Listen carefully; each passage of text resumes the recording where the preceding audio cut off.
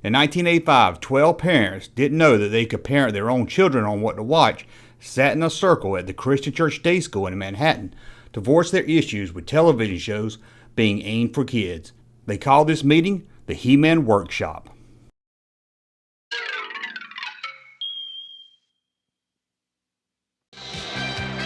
I'm worried about the one-dimension characters in the He-Man TV show, said a father of a child around the age of 4.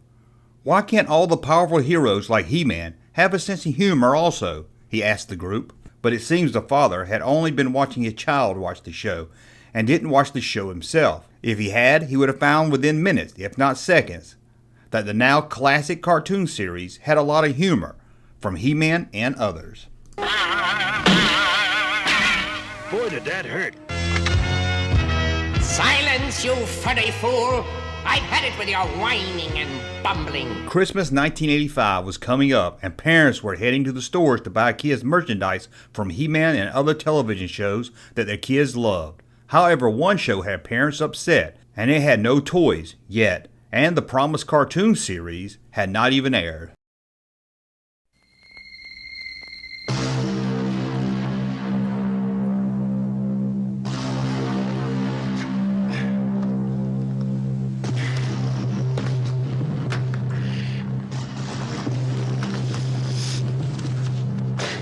The gun-toting Green Beret John Rambo was coming from his big screen R-rated hit to a new half-hour animated cartoon series aimed at kids.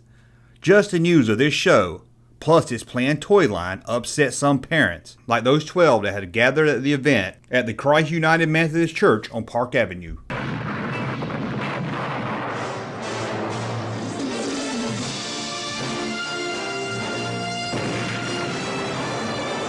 As a parent, I find this offensive, said Maddie Freeman, a development psychologist at the day school.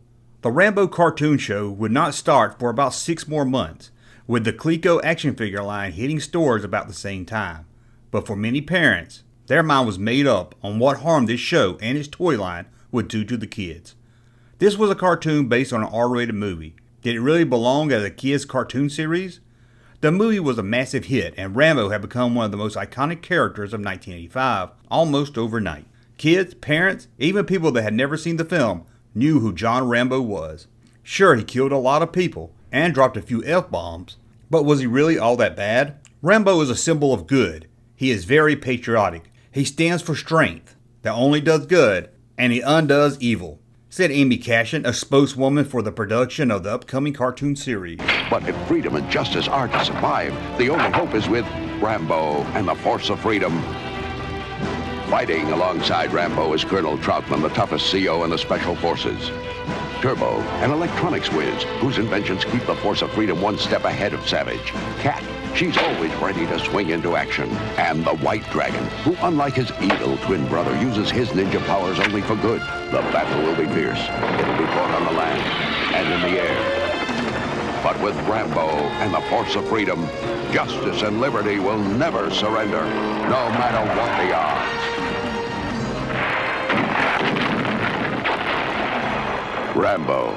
Amy Cashin went on to explain to worried parents that the cartoon series is not directly involved with the Rambo film, and that the cartoon is its own separate thing and will not be violent. Like the movie, Rambo will have giant muscles, but that's about where it ends. This Rambo is a guy that loves his nation and never looks for trouble, she told the New York Times. She did admit that the show would be a sales tool to help sell the action figures, something that was very common with TV shows in the 80s. He-Man, G.I. Joe, Transformers, almost every action figure line had a cartoon series to go along with it to help sales.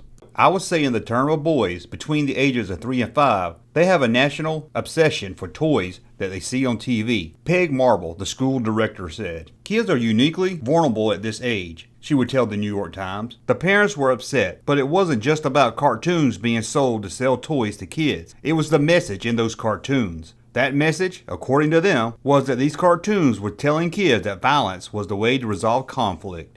G.I. Joe, Hasbro, Thundercats, according to them, all these cartoons would use violence to fix any problems that the characters had.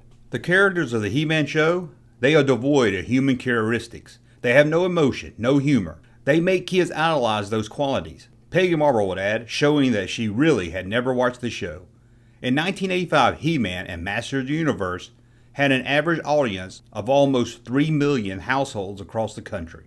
If her claims were true, that's a lot of kids that were being brainwashed by He-Man and his foes.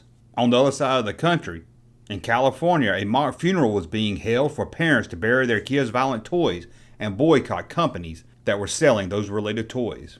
We try not to have He-Man hurt any living creatures, and the good guys always win, said the president of Film Nation, the studio behind the He-Man cartoon series, adding that He-Man does make mistakes, and he admits to them when he does, and gives children a lot of positive messages.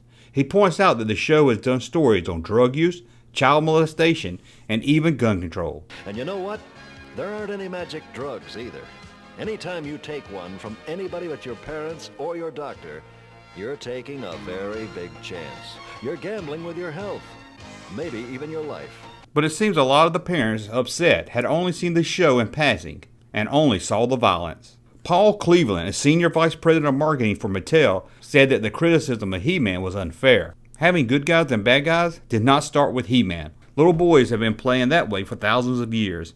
He said, and then added that He-Man is a lot less violent than past cartoons like the Roadrunner. It's not just being what's seen that's hurting the kids, said Peggy Carreran, the president of Action of Children Television. These shows are not thought up by people trying to create characters or tell a story. They're just a lone commercial to sell toys. Peggy went on to say that she was not a fan of censorship of these shows, but she was in strong favor of creating more diversity. So she was porting a bill to Congress that would force television broadcasters to air diverse child programming. The bill would require television stations to provide 7 hours a week of programming that enhanced a child's education, with 5 of the 7 hours being on weekends. But He-Man had morals and stood for good. But according to Dr. Jamon Singer, a psychiatrist at Yale University, that message was lost on smaller kids. Young kids just don't get it, and we see that in how they play with their toys. When they play with the He-Man action figures, He-Man is very aggressive, beating up his enemies with no real reason. He would tell the New York Times. Dolts, half-wits, bunglers, brainless idiots. You couldn't even beat a motley group of gnomes. We have heard from parents, educators, and people in the community that they're very concerned about these shows, and we need an alternative to those bad shows, said Senator Lattenberg, who was a strong supporter of the bill. These shows like He-Man is against good taste and good judgment, and the kids have no choice but to watch it, he told the New York Times, forgetting about those 2 knobs on the television. A spokesman for the National Association of Broadcasters, who represented more than 875 television stations, said they were not against the parents or the senator, but have problems with the bill. Most of us at our home receive about 9 TV channels, and some of those are educational stations.